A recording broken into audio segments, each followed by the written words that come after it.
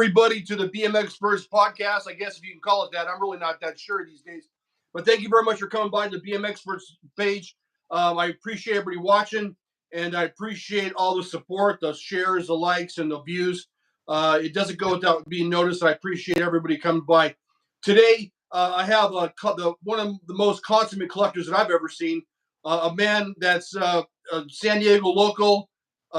We probably have a lot of the same experiences, right? DJ Rob, or DG Rob, DG Easy Rob. Rob Kressler, thank you very much for coming on, and I appreciate your time. And everybody, this is Rob. Rob, this is everybody. What's up? Cool. So as I've already mentioned that Rob grew up in San Diego, and I grew up in the Pasadena area of California, and we both probably started riding at least in the late 70s. Does that sound about right to you, Rob? Yes, sir. Yeah.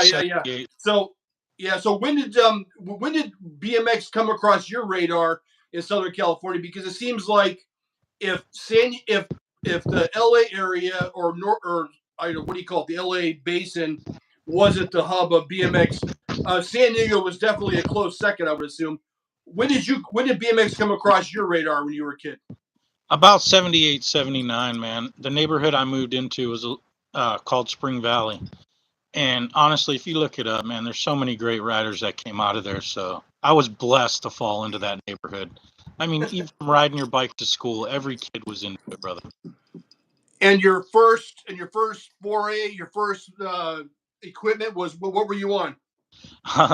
Oh man, to be honest, it was a Schwinn Coppertone Stingray that we BMX'd out. My dad actually got it from a police auction. Dude, I always wondered about those auctions growing up. My city, I grew up in South Pasadena. I always thought, they always have police auctions. Like, oh man, I wonder if there's any good bikes over there. But so you got a Schwinn Stingray. I had a fake Stingray. I didn't even have a real Stingray. That's nice, dude. So your dad, you guys customized it, tricked it out a little bit. If that's what you want to call it, no banana seat, throw a regular 10-speed seat on it, put some BMX box bars on it, and I thought I was ready to go, brother.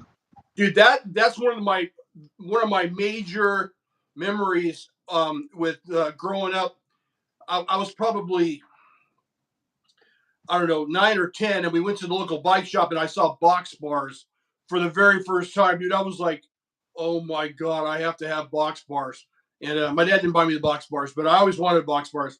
That's nice. So you didn't start racing immediately, right? You did a lot of local jumping around the area, right? And tons of local, man. There was so much open land where I grew up, man. There was so many local spots.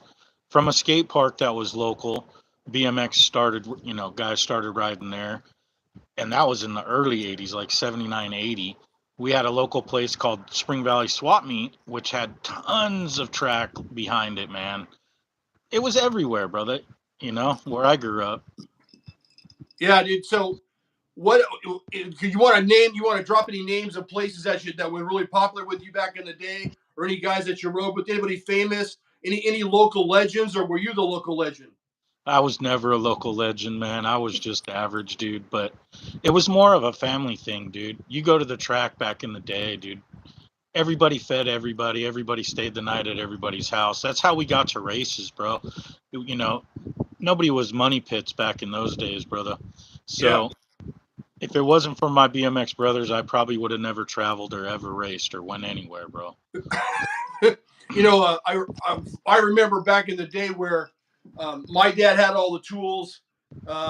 We were the first family to have MTV, and we were the first family to have an Atari. So we had every kid on a BMX bike at our house, and on our front porch, we used to have at least 10 bikes lined up. And this is back when I don't know, did you guys do this in San Diego where you would turn your bike over because you thought it would be less of a chance to be stolen? Oh my God, we used to do that all the time, dude. Like, now I look back and I go, like, oh my God, that's why my brother got both of his bikes stolen. But we used to have every kid in the neighborhood over there. We used to go out for from sun up, especially on a summer day, right? Sun up to sundown, the lights come on, baby. And we Good old. have dirt rings around our neck, dirt, no socks, dirt rings around our ankles. Was this the same thing as San Diego then? Oh, dude, exactly, bro. It was from sun up to sundown on the weekends, man. We rode before school, we rode after school. There was jumps right next to my school in elementary, junior high, high school. I was blessed, man, growing up where I grew up. Yeah, I was. We were blessed pretty good. We grew up in a pretty pretty affluent neighborhood. But we were, that we had a little crew going, right. We had about 10, 15 guys, and there was probably two or three guys that were the standouts, and I guess I was one of them for some particular point. But so who was the hot shoe who was the guy that was jumping everything in your neighborhood? Tony Murray rode for Tony Murray. Haro. Tony was nuts. He's still nuts, man. He's still riding today. Wonderful guy, family man, love him to death. I That's could name cool. a lot. Man, there was a guy named Richie Bush. He passed away, rest in peace. He was a big influence in my life, man. He built me my first ramp, dude, so we could roll out, do kick turns and all that. That was in the early 80s, like 81, man. We thought we were the stuff. But I could go on with names, man. Roger Clark, Scott McLean. These are all guys that were local that were just incredible. One of the main guys that got me involved in racing, his name was Joe Casillas. He's a local here still, man, in San Diego. He was a huge influence on me, man. He was fast, bro. Fast. We rode bikes every day, me and him, man. We got into motorcycles together. Nice. Uh, I still talk to him and chat with him on Facebook, but we don't see each other often, man. Did you build your ramp out of the plans that were published in BMX Action? No, bro. I don't. This guy Richie, man, he was incredible, dude. He that guy could, man. If I could imagine the distance, we used to take one trash can and roll it, then roll it again and count it as three. You know what I mean? Dude, back in the day, that guy would jump like 16 trash cans, man. He was Whoa, incredible, whoa! dude. I mean, incredible. I'm not exactly sure the distance, but We did okay. We built the my buddy Dean Hovey and I. Shout out to Dean if he's watching. But my buddy Dean called me one day and goes, "Dude, well, come over to my house. I want to build a ramp." So his dad was in the trades and gave us all the tools and all the wood, and we built that ramp from the plans that were published in BMX in the Action. magazine. And dude, it was pretty cool, dude. That ramp followed me for years. It ended up in my driveway, and my parents would come home, or we'd go out on a family get together and come back home, and we'd have 15 kids in my driveway riding this ramp, and my dad would freak out, "Get the hell out of my driveway!" And so that ramp, so I can relate to the ramp, dude, because we rode, we raced, we jumped, but we also rode the ramp. And I saw that one picture that I saw on your Facebook. I believe was that you doing the what's that called, a nose pick? What's that called these days? Was that Bar you? indo. I Huh? guess we called it a bar indo to where you'd Bar rip indo? part That of so it. that was you. No, that was actually a good friend of mine, Jason Henry. Oh, okay, Uh, all right. That's why I didn't post it on your sizzle reel. I didn't know. I wasn't sure if it was you or not. right. Okay, so you freestyle a little bit though too, right? Oh, dude, we did it all. Come on, man. If we were at the track, we were doing indos. Come on. Did you ever go off the top of your quarter pipe? Never, man. Off the side. Dude, never, never, dude. We would always argue, dude. When I did my 180, my back tire just crested the top of the ramp. That counts as me going off the top. We used to argue about it for hours and days at a time.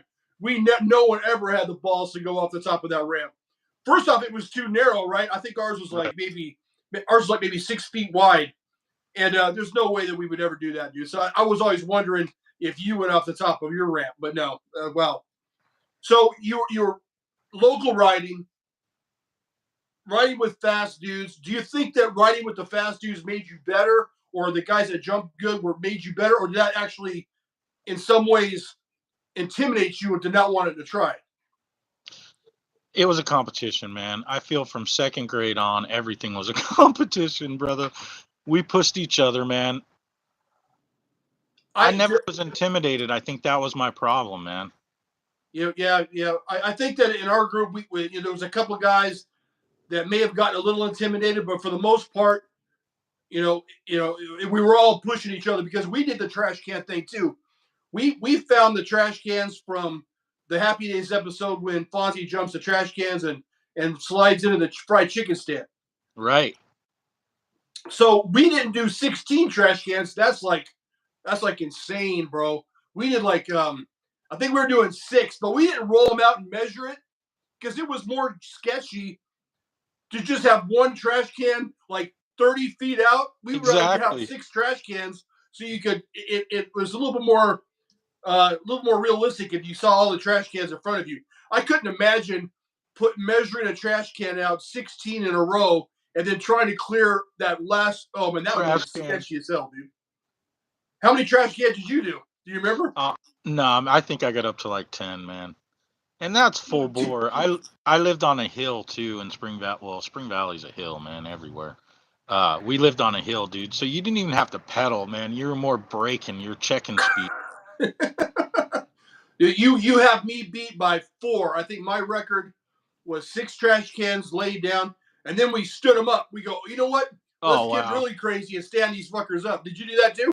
No, we never stood them up, brother. You got a little bit more on me there.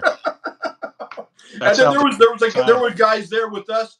A guy named Daryl Goodwin that I went to school with. He did it with a 26-inch balloon tire Schwinn beach cruiser with swept back handlebars, and he was jumping 6 trash cans standing up. And I was like, dude, I thought I was the shit. And then I go see this guy. Go, man, this guy has some skills. So anyway, the trash cans. That's sick, man. So what made you start racing, and what was your thought? Because I talked to Kevin the other day, and we were talking about the first time that we saw a BMX track, from the berms that we built, the jumps that we thought were cool. We ended up at the BMX track, and we were like, oh wow, this is another level. What was your thoughts from the first time you made it on a BMX track? Man, I remember driving through the neighborhood when my dad was looking to buy a house when we came here into Spring Valley. And literally, we come down the main road into Spring Valley, and there's a track on the side of the road. And I was like, what the heck? Blown away. And if anybody that knows Rancho San Diego, they know. It's a legend track. It was a downhill track. I still have my side hack from there, man. And it was intimidating, bro, but at the same time, we would ride there every day. It was a daily thing to look at that track, go by it, ride it. It was, I don't know, I can't even describe the feeling, man. I feel you, man. Is that where the King brothers were from? Was that Eddie's local track, or was that Chula or something else down in San Diego? No, Eddie did race at Rancho as well, man. Huge fan, brother. I have a Wheels and Things bicycle. He rode for our local bike shop, Wheels and Things, which was a Torker backing. Right. I have one of the Wheels and Things. It's basically a single top tube Torker. Huge fan of Eddie and Mike, dude. Yeah. Glad you brought them up. Yeah, they were local, dude, and wow, they were fast. I loved his brother, dude. Don't get me wrong, Eddie was there, but Eddie was intimidating, man. That dude was a rocket ship. I was younger. I'm a little bit younger than Eddie, so you got to understand, you know what I mean, the intimidation. But at the same time, without those dudes, I don't think I ever would have pushed as hard. Yeah. Yeah, what was your so I know you weren't racing that Stingray when your first time. What did you upgrade to? My first one, man, 1978 DG, bro. Oh wow, I thought I was full motocross, and that's where it started. That's where my whole DG compassion started. So, I've never ridden a DG. I've always thought they were trick as hell. But is it true that the chain stays were too short, and they were just they look great, but they didn't handle very well? Is that true? They were a dragster. They went straight fast. Straight fast. So they went fast straight. You got me. Sorry, backwards. But you're dead on, man. Then they tried to adjust it with the California Pro. I don't know if you've ever seen one of those in person. No. They're a little longer. They're actually rideable, man. And that whole bike was a whole amazing design. Before that was the ZF1. that was Byron Friday and Sal. They got together and built a bike, and that bike, same thing. They readjusted the whole triangle. There's actually a bike out there. I talked to Sal's son now. He's still in New Jersey, man. Uh, when he went through got his dad's house, there's actually a loop tail ZF1 there. No one probably will ever believe it. I've seen pictures of it, so I didn't believe it until I seen it. But those guys were onto something, but they went out of business in '81, man. What was the? I'm sure you've heard the story before. What was the bike that Stu had the problem with? Was that the ZF or was that something else? Was that the California Special? No, I believe it was just a normal DG. But look at that guy, man. He can't ride a 17 and a half, 18-inch top tube. Yeah, you know, and then people I don't know, on Wikipedia it says that he got kicked off the team by Chuck Robinson for bad mouthing the frame, and then I saw an interview with him. He goes, "Dude, I never bad mouthed the damn frame. They kicked me off the team anyways." So I believe what Stu was saying, how they he never bad mouthed. I never heard nothing like. Yeah, I never heard him bad mouth nothing. But that dude he's huge, bro. Yeah. We're the same height, but yeah. So I can understand where he's coming from. That's crazy. So you had the DG, and you show up and you're racing beginner, right? So what? 12 beginner, 11 beginner. What were you? When I first started, let's say, dude, I was actually young, dude. I was probably 5.5, 6 years old when I first ran on the track. And how many times did it take you before you got up? Did you get expert fast, or were you a late bloomer like me? I was a way late bloomer, man. Way late bloomer. I didn't hit expert probably until like 81, 82, man. I never was consistent. I never was consistent. That was my thing. Just here and there got me. Yeah. I always like when the guys in first and second crash and I'm in third, I'm all yes. Now I got a first. But I didn't move. I think I raced intermediate a couple times, and I won a triple pointer in Barstow. And I said, you know what? I'm going expert. Forget this, man. I'm done with intermediate. I'm going expert. So I don't even think I ever won. I think you were supposed to win 3 races or something as an intermediate before you go to expert. And I was like, you know what? Forget it, I'm going to expert. And then I went to get my ass kicked for the next, I don't know, 6 months or whatever. That's right. Crazy, damn. So you turned expert. I'm sorry, 81 or 82? Is that what you said? I'd say 81ish, maybe mid 81. Man, is when it started really happening for me. Actually showing up at the track more often, staying way more consistent. That's when my brother got into it with me, man. My older brother was. I gotta thank him too, man. He was the one that drove me to the track. He pushed. You know what I mean? He wrenched for me. He took care of my bike for me. He had secrets that used to crack me up, but worked, bro. Beat a Pepsi can over my maxi cross spindle and then put the crankback arms so I couldn't waddle it out anymore. At least get another race out of it. I was a big dude my whole life, man. I'm still big. I'm 240 pounds in 9th grade, bro. You know, we used to do on our single clamp on our Astrobula stems. Run a screw. Huh? Did you run a screw through the bar? Yeah, dude. Oh well, okay. We put a nail, not through the bar, but we put a nail caddy corner to the parallel with the handlebar and tighten it around so to try to stop the bars from moving because the bars, the knurling got stripped out on the bars. And did you guys do that too? Oh yeah, we tried everything from wrapping sandpaper, reversed in there, dude. Everything. Those necks were horrible, and it's crazy how everybody wants them now. Another thing that we used to do that I always thought that was just us, but my dad was too cheap because there's a story about how Jim Gennard lived in our neighborhood, and I went to one of his yard sales, but before he became big. And my dad bought us some Oakley One original motorcycle grips from his yard sale, and we brought them back home. And my dad had to wrap black tape around the bar. Yeah, to make sure that it never worked right. It would always still fall off. But I'm sure you probably didn't have to do that. Your dad probably bought you regular BMX grips. Oh, dude, I still have grips like that. What are you talking about? What's the ugliest grip ever made? What's your vote? Man, The worst grip in history, dude. oh man. Oakley Ugly. threes. Oakley Yeah, threes. probably, dude. Those ski pole grips, Subaru brat handle, rear. Oh, those things are horrible. Yeah, and they're worth a fortune. I don't get it. Like a good pair of Oakley threes, used are what, maybe $150 now? Yeah, 150, 200, depending on who's selling them and if it's between the brotherhood, But Yeah, yeah, I crazy, hate man. those, man. Those are up there for me, man. Yeah. Do you remember your last race? Yes, I do, man. Yes, I do. What Kearney happened? Mesa. Did Kearney you have Mesa. something catastrophic that forced you out of the sport, or you just fade off into the sunset? I kind of the same thing. I started getting a hold of the throttle, man. I was really good on a three-wheeler. So I started riding three-wheelers and quads and going to the desert. I got a vehicle and it was over. Never went back to the track. Last time I was at the track, I still go now, man. Don't get me wrong. I'm still local to my local track.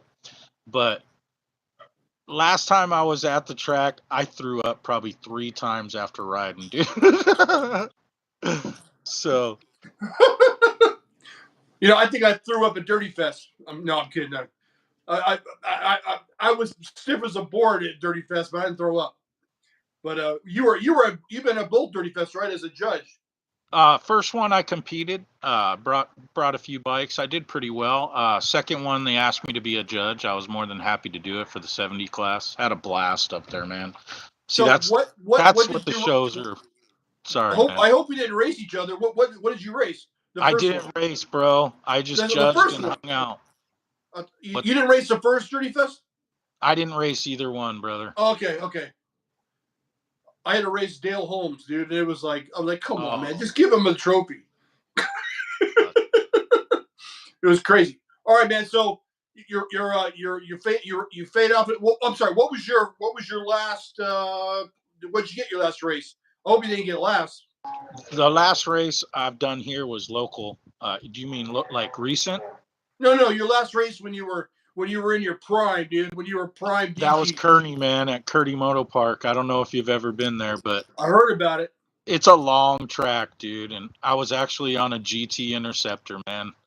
That was my last competitive actually race. I'd say 88, 88, 89 was the last time I was like serious about it. And what would you get, like a third or something, fourth? I got third, bro. I still have the trophy. Dude, I give you props, man. I don't even remember my last race. For the life of me, I think, what was my last race? I mean, it was right around the War of the Stars in '85, but I really can't remember my last race, and it bugs me to this day. Like, it was such a big part of my life, and I can't remember my last race. But did you immediately find the BMX collecting hobby after you started? You stopped. No one ever does, right? So I would assume you didn't care about BMX bikes for years after you stopped racing, Nah, right? man. Honestly, I didn't. I had a couple children. Once my son got started racing, my youngest son, uh, I got back into it a little bit. Kind of seen a GT here, a DG there. Pretty soon it was over, man. By like 99, 2000, I was up to probably 30 bikes. But all retro, nothing, no 99s. You had all the old stuff. No, all the old stuff, man. Yeah. So I started before it was a huge fad, like before the prices were through the roof, bro. So that's how I got most of my stuff. I still remember like 2007. I'm at a yard sale. I was having a yard sale, and this is before I started collecting again. And some kid comes up to my yard sale, and he asked me, "Hey, do you have any BMX bikes?" I go, "You collect BMX bikes?" He goes, "Yeah." I go, "Dude, I wish I had BMX bikes. I used to race back in the day." And he goes, "Oh yeah, what did you race?" I said, I had I had a JMC Andy Patterson, and I had a JMC Daryl Young." And the kid's eyes bugged out. He goes, "Do you ever realize how much those bikes are worth?" And Mm, this is in way back then, 2007. right. And I go, "No, why?" And he goes, "Those things are worth a fortune." And I was like, "Really?" And I thought about it for a while, and then I started doing a little research, and I was like, "Oh wow." And but I still didn't pull the trigger on anything until I got back down here to Temecula and I scored a really cheap torquer, and that's when I got my bug back. And then I reached out to the guy I sold my Andy Patterson to, and he didn't have it anymore.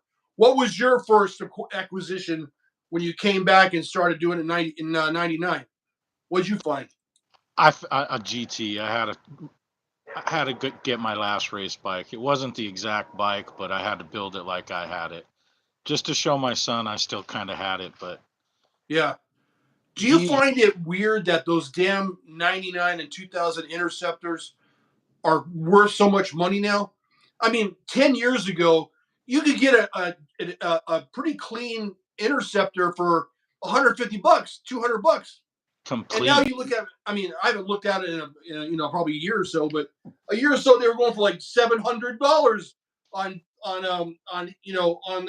offer up. I mean, it's crazy. Do you generations are think changing, brother. do you Mid think that school's it's actually coming worth up. it now, or do you think that they're just asking the moon because it's a BMX bike and they think that they can get it? Do people actually pay that price?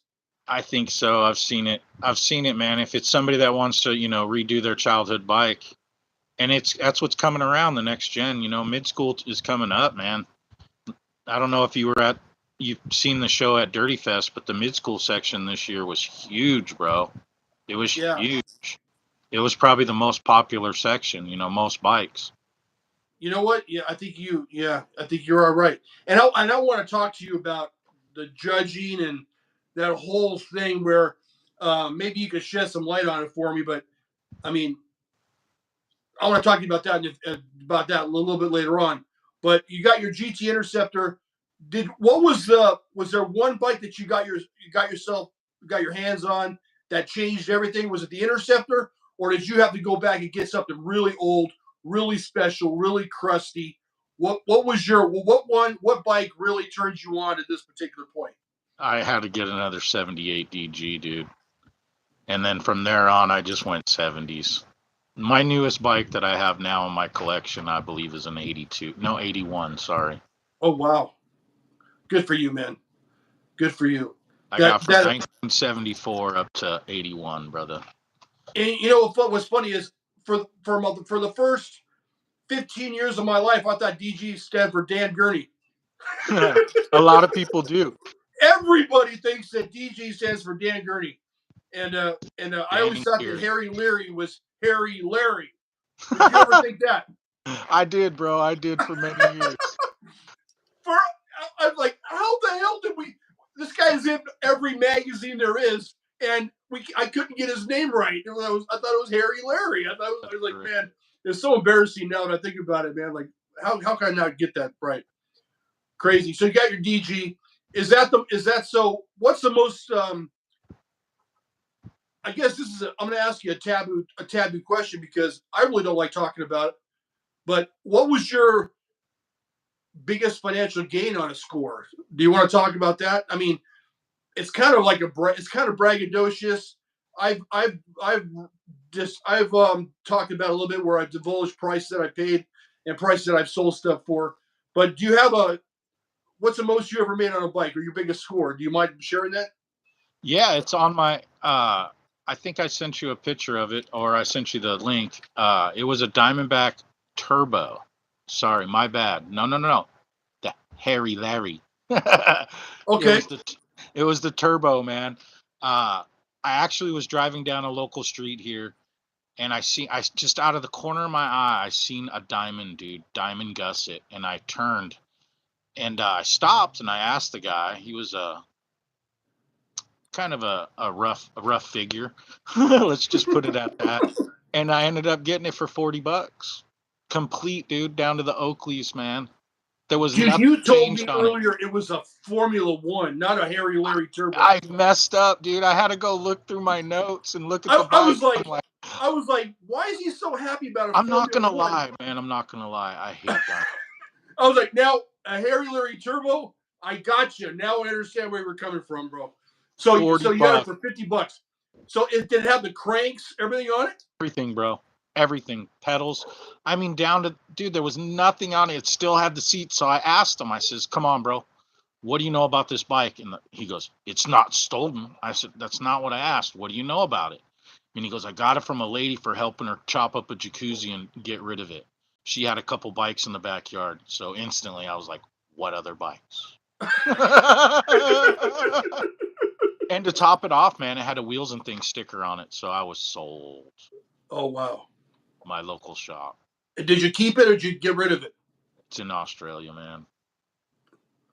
I regret it. What'd you sell it for? Do you want to tell? What you want to share? 3,500. Yeah. Couldn't pass it up.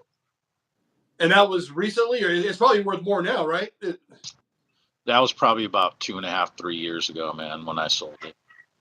I mean, I'm a crusty guy, dude. I left the rough tires on it. I don't redo nothing.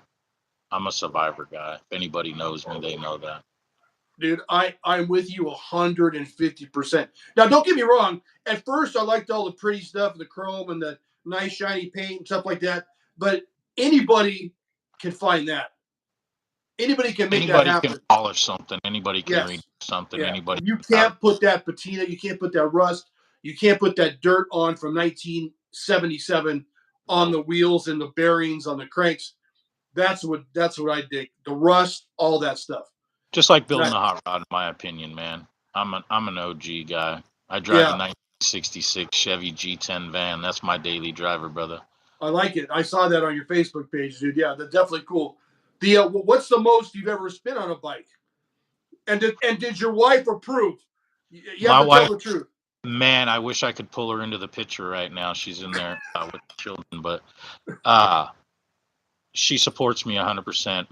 My BMX habit started before her, so a lot of my possessions started before our marriage. And so she understands like the flippage. She understands the hunt. She understands my desire. I'm blessed to have her, brother. She knows. She helps me judge my show. She knows more than most of the guys I know, man. And that's probably from me rambling all night long with her. But dude, my wife knows who Gray Hill is. My wife knows who Stu Thompson is. She points him out at Dirty Fest. I'm like, oh well, yeah. How do you know that? She goes, I live with you for 25 years. I've had to listen to you talk about all this stuff for years. And yeah, she's so cool. Where she goes, hey, look who's over there. Look who's over there. Oh, look, let me get a picture of you. And she'll actually stop him and ask. Well, there's been many times at Dirty Fest where I was too scared to ask someone for a picture, and she'll goes, I'll be like trying to introduce myself to them, and then they're like, my wife will be like, "Oh, get a picture." Like, "Oh, thank you very much." Later on when I get home, by the time I get embarrassed, so I can totally relate with what you're saying, man. But you didn't ask the question. What's the most you paid? Can't believe you're asking me this, man. I'll share mine. I had an opportunity to get a hold of one of Ed's personal bikes, and I spent about $7,000 total. And Ed who? Ed Smith, the last owner of DG. And that was the gentleman that you sent me a picture with when you guys sitting on the cruisers. I still have that loop tail. That thing's personal to me. I got it from a gentleman from Chelsea Northup. He actually did the whole deal with Ed in the day, and then I ended up getting it from him, and it's never left my possession, man. I actually ride it, bro. I don't blame you, man. I was on the my boss had just given me a $5,000 bonus at work, and it was burning a hole in my pocket, and I had it hidden underneath my bed in an envelope cash. And I was on the JMC Facebook page one day. Are you on that page? No. Okay. No. I was on Actually, the JMC. I think I am. I think I might be, bro. I'm not. Lately, I haven't been on Facebook, so. Yeah. So this is probably 2 years ago, and I'm on the Facebook page, and this Daryl Young comes up for sale. It's in Allentown, Pennsylvania, and the guy had Gen 2 profile cranks, bullseye hubs, inch and 3/8 wheels, inch and 3/8 tires, and original Daryl Young forks, Daryl Young bars, and Daryl Young frame. And the guy wanted $5,000 for it. Woo. It was a little beat up. It was a little oxidized, dirty, but it was all there.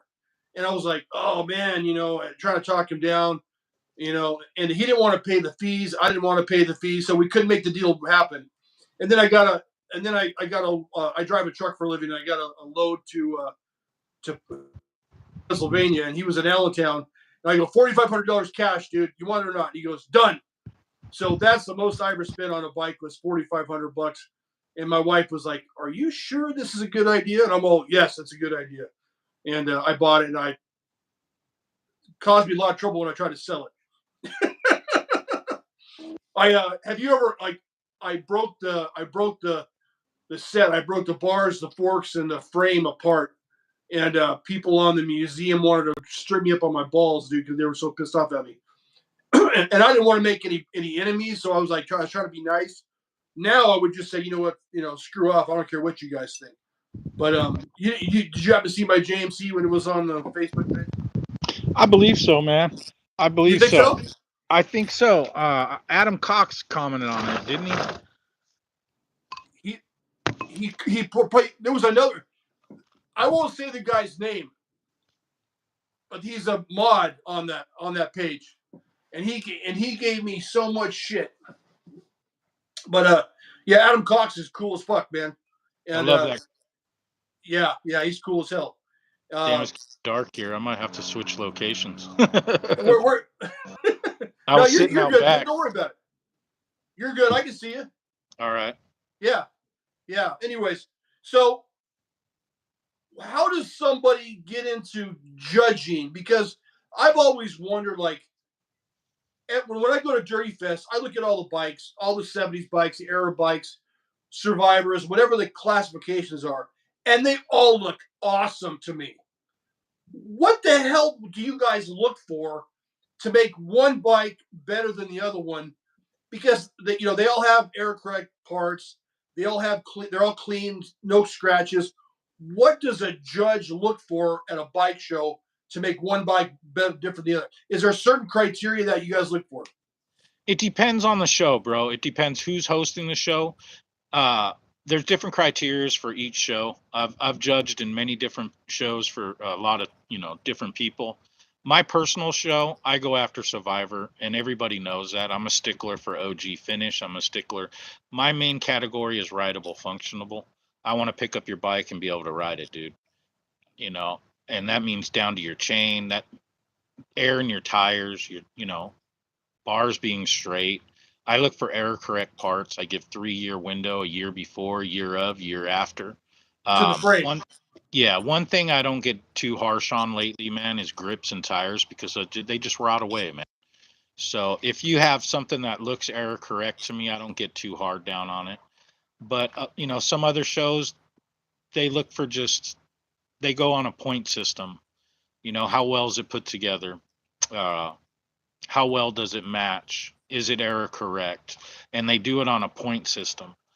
I do as well on a point system, but each one of my point systems, I have another little category under them, like that can break the bike down a little bit more to where, is there a story behind the bike? Is this sentimental behind the bike?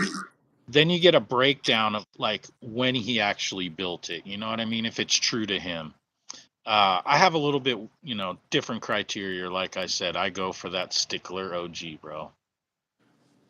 Does the value of the parts, does that matter at all? Heck no. No. You roll in with a crusty old bike. I don't care if it's got Femcos on it. Tires are dirty.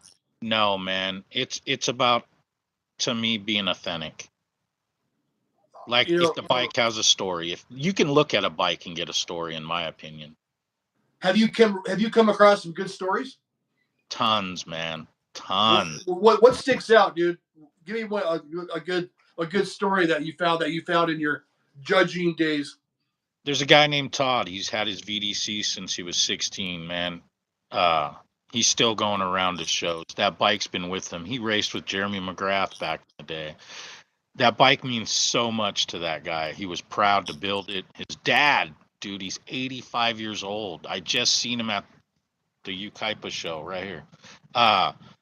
still, that bike just has so much soul to me because I seen him ride it in the day at Corona back in the day. So that kind of story, Todd's story has always stuck out to me for some reason. I love hearing about his, racing days, dude. He competed in every class at my show. I host at my local track. He raced coaster brake. He raced 70s. He raced 80s. Man, and it was just a blast. And that VDC is back on, it's back on the circuit. You're going to see it everywhere this year. He's traveling with it, man. It's kind of nice. It's a 20-inch Chenga?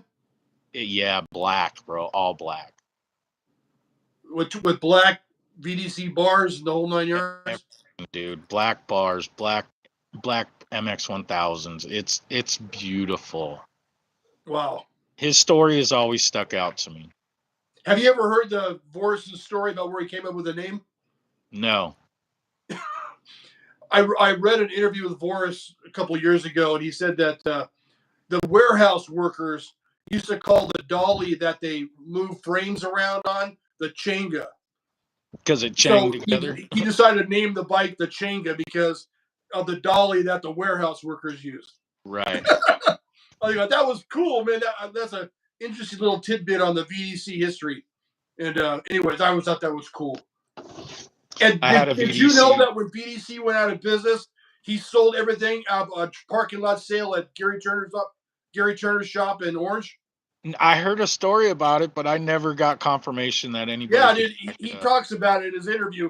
He said he sold the tooling, everything that was left from VDC. He sold that at a swap meet parking lot sale at Gary Turner's place. Wow.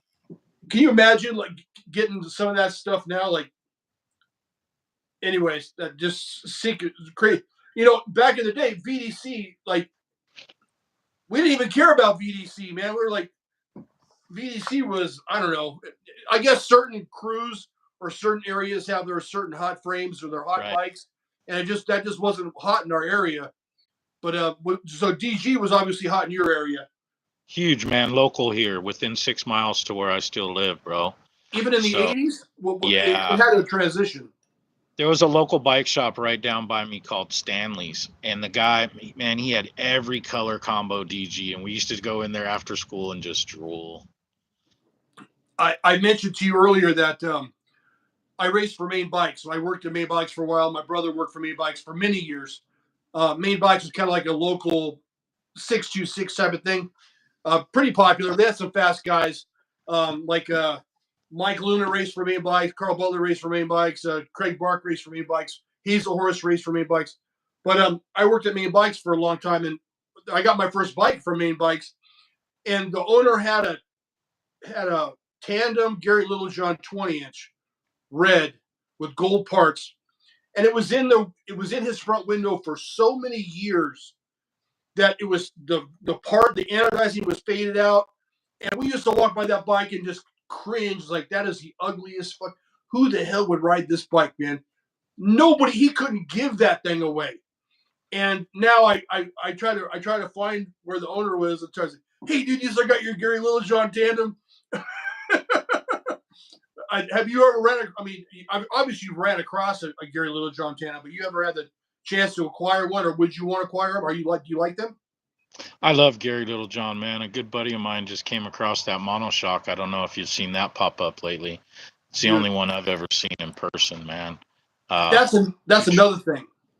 Monoshocks in 1980, nobody wanted them up. Dude, they were like, get this thing away from me, man. I don't want no monoshock. We were going as like as we go. Yeah, that's my favorite now, where I was like, man, I love the shock. And I had a Murray or a Huffy monoshock, and I made the mistake of putting it on OfferUp. And Mike Miranda reached out to me. He goes, I want to buy that bike. I was like, it was right before the first Dirty Fest. And I was like, oh man, I really don't want to sell it anymore. And but then he did my podcast. I'm like, okay, I'll sell it to you. So Mike Miranda has my old Huffy, the old Huffy with the monoshock in the middle of the frame. Do, brother. You know what's crazy is I stuffed 24-inch wheels on one of those. It fits, dude. I swear. Try it. 24-inch BMX wheels. Yeah. Okay. Nice, dude. So what was your impression about the bikes that were at Dirty Fest? Were they up to par? Were they above par from the other ones that you've seen at different shows? This year there was everything, man, from top of the notch suspension bikes. Like I said, the mid school was awesome.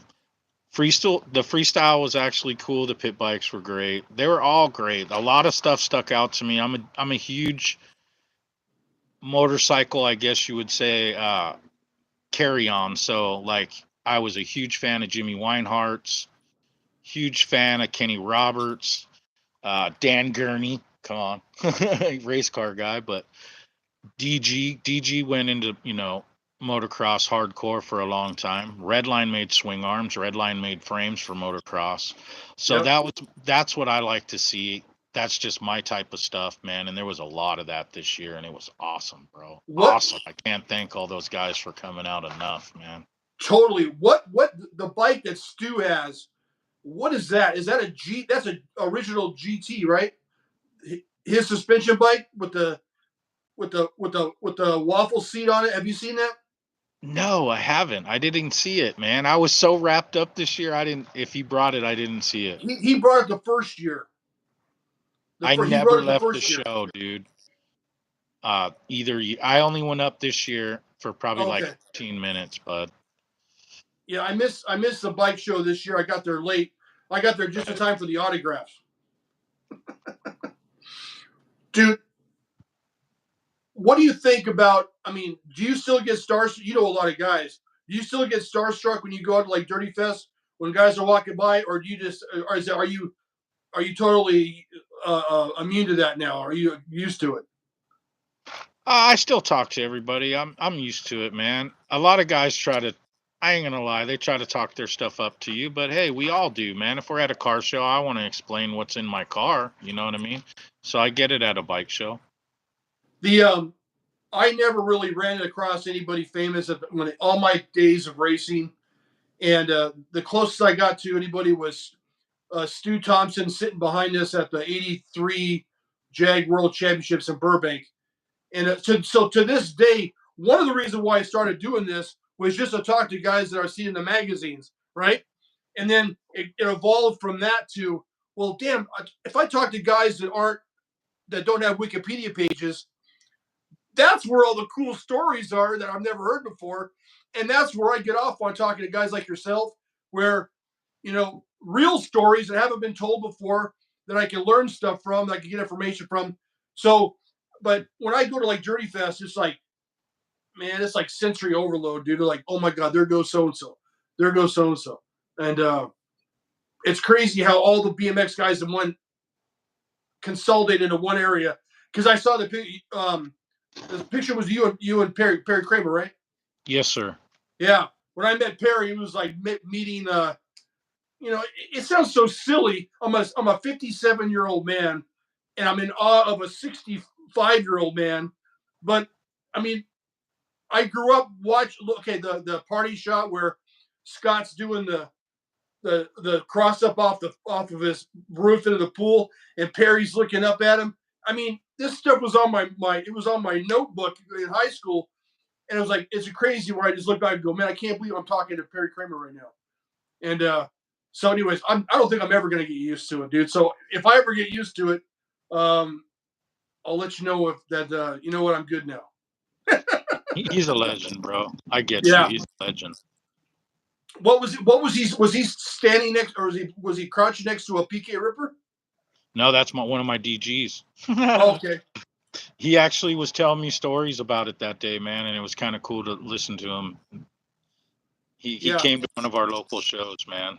He's awesome, bro. He's top. Yeah. At Dirty Fire, I asked him. I said, dude, I go, hey Perry, what was Scott the only one that jumped off the roof that day, or was he goes, dude, everybody jumped off the roof that day. It wasn't no big deal. We all did it. I'm all, oh, okay, cool. Because for some reason I just assumed that Scott was the only one that did it. But when you talk to these guys, all the information that you get and those memories that get drug up, it's incredible. So what do you got going on? Are there any upcoming shows that you're going to be at, or is anything that any future BMX stuff that's going on in the area that you want to shout out or that you want to bring awareness to?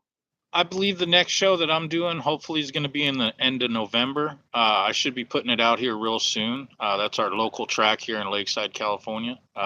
It's been open since 1976. Next show I'm going to compete at, I don't want to judge, I want to play this time, is Lakewood here up in California. It's associated with Mark Darcy. I've known Mark for many, many years. Great collector, great racer. Yeah. What did he race? Did he race for CW2? Bassett. Bassett. Still a huge Bassett guy. You are. I didn't. No, I he is never not. got into Bassett. I rode a Bassett Cruiser, man. I've had a few. I love them. Don't get me wrong, but I never rode one. I never was a big enthusiast of them. They were, in my opinion, they were boat people. I'm like, why are they making bikes? Yeah, dude. I never rode a cruiser. I was 20-inch, and I look at those Champion 3 bars and the Bassett's and the is that the Champion 3 bar or 2 bar? What's it called? 2 the Champion bar. Cruiser 2 bar.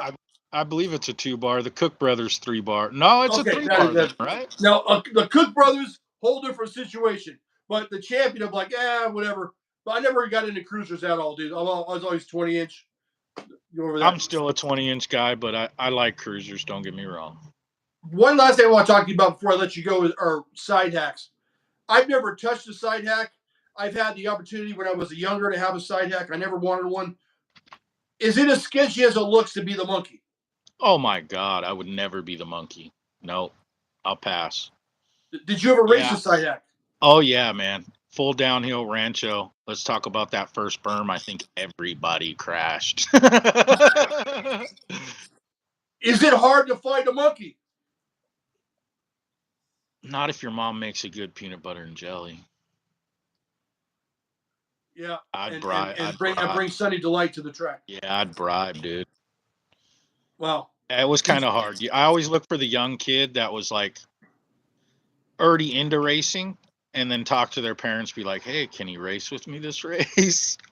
So I never had a competitive monkey, man. I only had one that lasted like 4 races. That was probably the Did you have some bad you water up pretty bad sometime? Oh, to this day, yes, sir, man. Bad, dude. It's hard. You get tangled in a hack. You get tangled in a hack, spokes start flying, man. What do you do? Did you run Motomegs on your hack or Tough Wheels or? I ran a Dale Enterprise wheel on the front. What is that? It's kind of looks like a flower, man. And it was great, dude. I would aim that front wheel for their pedal, bro, so I could stop them from pedaling. How many? You just have the one hack with on the yellow one? I actually have 2. I still have my first hack that we welded together when I was a kid, man. That's why I said I hate Diamondback. I used a broken Diamondback for the side. But the yellow one actually belonged to a famous guy. Well, famous to me. His name was Shannon Wimberly. My son still works with him. I worked with Shannon for about 6 years. That's a crazy story right there, man. I went to a show, local show here, Troy's, Dunsmore, at the Harrell building, and I was walking along and I seen it. A gentleman named Ronnie had it, and it's a crazy story. That bike was stolen out of his garage in 1981. And long story short, his brother stole it, sold it back to the place, and Ronnie bought it. So it was a legit thing that he didn't steal it. But I called Shannon right there and said, you're not going to believe this, brother. And I put him on video, and dude just started, he teared up. It brought back so many memories. So I made a deal with the guy to get it back, and I actually brought it to Shannon and wanted to give it back to him. And he's like, no, bro, you keep it. You're going to show it. You're going to appreciate it. You're going to spread the love. So I've traveled with that bike, man. It's beautiful side hack, dude. It's still, everything on it is from the day when it got stolen in 1981. They just refreshed it to race for the next year. Oh man, dude. I would love to have a side hack just for the fun of it, man. Take my wife around at the races, or Right. So I have a stroker and a Diamondback welded together, my personal hack, bro. And that's what it's called. It's a hack. My dad said you're never going to be a welder. He said you're never going to be a welder. You're going to make one hell of a grinder. Are you still buying bikes to this day? To this day, brother. To this day, I will. I hustle and bustle anything. Do you The hunt. do you The hunt is real. if somebody watching this video in the near future has a question about a bike they have in their garage or a bike they have in storage somewhere that they ran across and they have questions about maybe the desirability or the value or something like that, or do you offer opinion? Do you field questions and stuff like that, or if someone has a Oh, question about dude, that I thing? will answer anything. That's what keeps the passion going, man. Anybody ever has a question, they can contact me on my Facebook page or through Messenger. On BMX Museum, I go by DG Rob. Uh, More than happy to help out, man. See, that's cool of you. I do the same thing, but people reach out to me and uh, they want to. How can I say this? They're not serious about selling us stuff. It's more about a bragging type of thing if they have something really nice. But if you're out there, if you're anybody watch this video the next how many years or what have you, and you really have a bike that's in your garage or your a field or the and people think, let me go on a tangent real quick here. People think that the bike's dirty, it's rusty, it's all messed up. Nobody's gonna want it. I'm here to say, I don't know, you probably agree with me that it's worth more to guys like us the more jacked up the bike is. Amen, brother. The more original, the better to me, man. Yeah, I won't buy nothing redone anymore. yeah. It's So just not. if someone's out there and they've inherited a bike or they have a question about a bike or anything like that, and they don't want to get taken advantage of, they want an honest opinion, or they want to deal with someone that is a true connoisseur of the industry that knows what they're talking about. Always talk to if you want to reach out to DG Rob, you could do so. And I think you already put out your Instagram or your BMX Museum handle, right? Yeah, that's DG Rob. Okay, all right. And then And on Facebook, I belong to a page. I run a page called DG BMX Collectors and Fans. Or okay, you can hit me up through Messenger on Facebook, man. My name's Robert Kressler. got it. I want to thank you, Robert, for coming on at such short notice. I appreciate it, brother. You know, I really want to thank everybody for watching and commenting and the support that I've gotten from people that are watching my videos. I do this for fun. I love the sport. I'm living my life again, and I want to thank everybody for watching. And I'm not going to ask you to subscribe, but I am going to say thank you for watching from the bottom of my heart. And thank you, Rob, for showing up. Hey, And can we I wish answer you all one the of these best. questions? Can we answer Billy Week's question here? What did you say? He asked, how can you judge a pit bike? I ride my pit bike, dude, so I expect to ride yours too. There you go. I got so involved with my preaching that I wasn't watching the comments. I apologize, Billy. But thank you very. Billy was one of my very first guests, man. Billy rocks, dude. I was scared to reach out to him, man, and he was so cool. Thank you very much, Billy. Billy was like my third or fourth guest. But I appreciate everybody coming on. Thank you very much for watching. Thank you, Rob, for joining me. Reach out to Rob if you have a bike. And if Rob doesn't want it, give me a call. I'll buy it. All right, brother. Thank you for having me, Thank man. you very much, everybody. Peace out. And don't forget to tune in tomorrow. I'm talking to, who am I talking to tomorrow? Oh, my God. I shouldn't have said nothing. Oh, Justin Shepard. Justin Shepard's coming on tomorrow. He's the Richmond, what I call him? The Richmond Rampage. Thank you very much, buddy. Tomorrow morning, 9 o'clock, Justin Shepard. Peace out, everybody. Rob, you're a good man. Thank you very much. All right, man. Tell Justin I said what's up. All right, I will. We all know each other. It's kind of crazy. Well, you guys know each other. I just got to introduce everybody. Take it easy, guys. Peace out. Take care, brother. Peace.